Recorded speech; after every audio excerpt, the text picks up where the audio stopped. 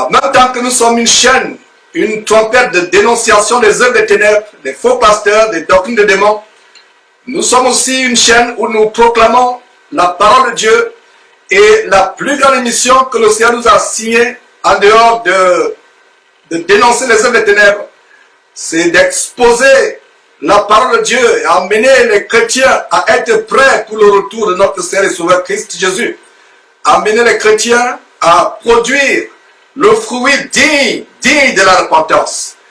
Et aujourd'hui, c'est un grand aspect de la repentance. S'il y a un autre titre qu'on peut donner à cet enseignement, c'est la repentance des péchés sexuels. La repentance des abominations sexuelles. C'est un grand thème.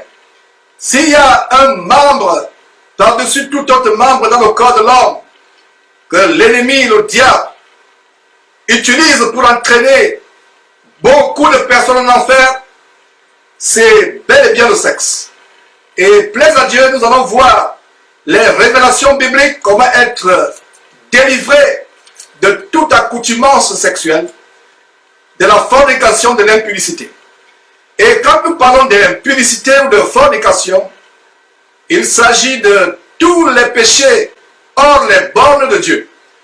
Que ce soit la masturbation, que ce soit l'homosexualité, aller avec un homme alors que vous êtes un homme, une femme qui va avec une femme, des hommes qui vont avec des animaux, tout ça c'est la fornication. Et aller avec des enfants sexuellement, c'est la fornication. Utiliser ses doigts pour se procurer soi-même du plaisir, c'est une autre catégorie de la fornication. Aller avec votre copine ou votre copain alors que vous n'êtes pas encore marié, c'est aussi une catégorie de la fornication. Tromper votre époux, votre épouse, alors que vous êtes marié, c'est la fornication aussi. Ou aller se rincer les yeux sur Internet, ou à la télévision, ou avec des vidéos, regarder des films pornographiques, pour vous branler par la suite, pour vous suyer l'intelligence. C'est également une catégorie de la fornication. C'est une autre catégorie de la fornication. Mes frères et sœurs, le sexe, c'est une arme fatale de destruction massive que le diable utilise aujourd'hui. Le sexe a été créé par Dieu pour être un moyen de plaisir pour l'homme et la femme uniquement dans les bornes du mariage. Et même dans le cas du mariage, il y a des rapports sexuels qui sont prohibés, c'est-à-dire que interdits par Dieu. Il y a certains orifices du corps qui n'ont pas été créés pour procurer du plaisir. Mes frères et sœurs, même les couples chrétiens mariés font des choses abominables, continuent à faire la fornication, parce qu'ils utilisent des endroits du corps inappropriés pour les rapports sexuels. Mon frère, ma soeur, il faut que tu saches que ta bouche n'a pas été créée pour te procurer du plaisir sexuel ou pour procurer le plaisir sexuel à ton partenaire. La bouche a été créée premièrement pour communiquer avec Dieu, pour louer Dieu. La même bouche qui loue Dieu, la même bouche qui adore Dieu, c'est la même bouche par la suite qui va faire des choses abominables. Non seulement la bouche a été créée par Dieu comme membre dans votre corps pour louer Dieu, pour le glorifier. Et j'ouvre une parenthèse, je l'ai toujours dit et je ne me lasserai point de le dire. Si vous ne louez pas Dieu avec votre bouche, si vous n'adorez pas Dieu avec votre bouche, vous méritez d'être muet. Vous ne méritez pas d'avoir la parole. Parce que la raison pour laquelle la bouche nous a été donnée, c'est non seulement pour communiquer les uns avec les autres, mais c'est pour louer Dieu. Donc la bouche ne doit pas être un instrument de se procurer du plaisir ou procurer du plaisir à l'autre. Non seulement cela, la bouche a été aussi créée pour nous permettre d'avoir les aliments, de nous nourrir. Et malheureusement, cette bouche qui reçoit les aliments reçoit aussi des choses impures. Mes frères, cela n'est pas bienséant. Vous allez entendre des choses crues dans cet enseignement, tout en respectant le standard de la bienséance que Dieu nous demande. Mais c'est des choses qui vont nous secouer afin que nous recevons la délivrance. Jeune fille qui suit cet enseignement, je t'en supplie avec l'âme, suis cet enseignement et demande à Dieu de te donner la force, si tu es encore vierge, de te préserver, de préserver ta virginité pour ton mari. Jeune homme, si tu suis cet enseignement et que tu es encore puceau, demande à Dieu la force de te préserver. Et nous allons voir l'exemple d'un jeune, le jeune Joseph en Égypte. Et s'il y a un chapitre que les jeunes gens doivent lire, relire, méditer, c'est bel et bien Genèse chapitre 39. Nous y reviendrons. Alors, jeunes gens, jeune homme, chers frères, si tu es encore puceau, tu n'as pas encore connu de femme, je t'en supplie, préserve-toi pour ton épouse. Dieu n'a pas créé l'homme pour qu'il vagabonde, pour qu'il aille de femme en femme, pour qu'il se souille sur les places publiques. Dieu a créé l'homme et la femme pour qu'ils soient fidèles au mari ou à la femme que Dieu leur a prévu selon qu'ils sont hommes ou femmes. Alors, même dans les couples chrétiens, je disais, la fornication continue, les choses infâmes. Je parlais de la bouche. Outre la bouche, il y a des parties du corps que Dieu a créées pour un but. Par exemple,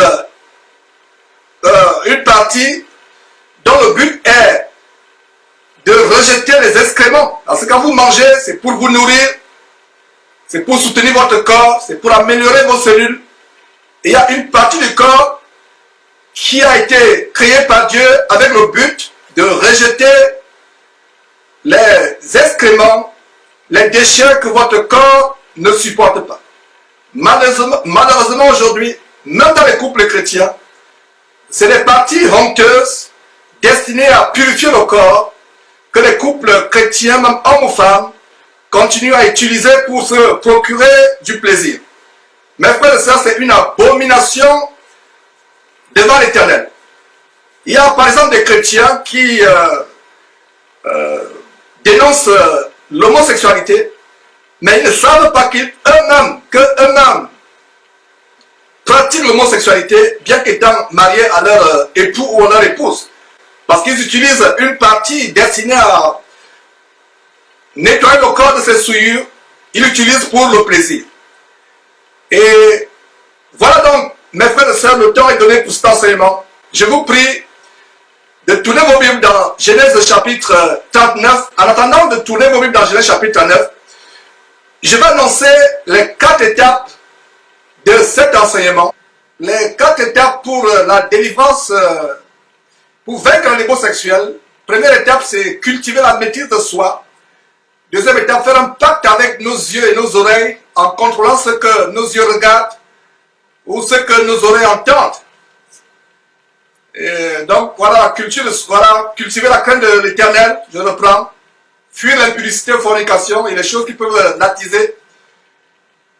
Et la troisième étape, mes frères et sœurs, consiste à cultiver la maîtrise de soi.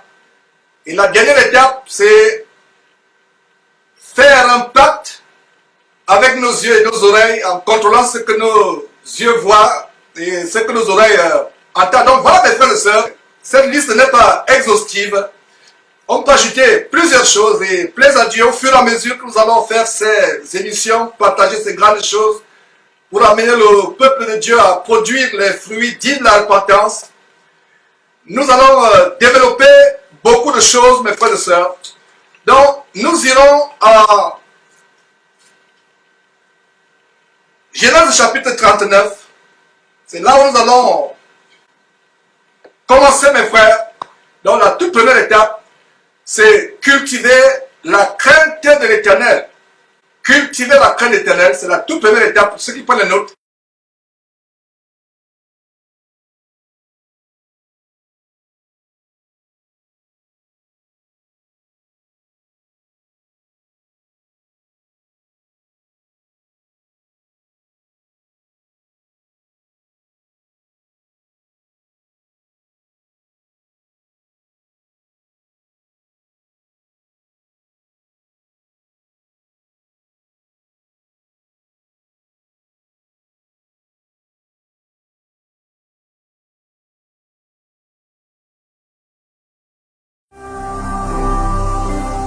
manquez pas de vous abonner à notre chaîne YouTube Jésus-Christ TV, en cliquant sur le bouton s'abonner, juste au bas de la fenêtre de cette vidéo. Ainsi, vous recevrez automatiquement nos nouvelles vidéos, et vous ne raterez aucune. Vous connaîtrez la vérité et la vérité vous affranchira. Jean 8, 32.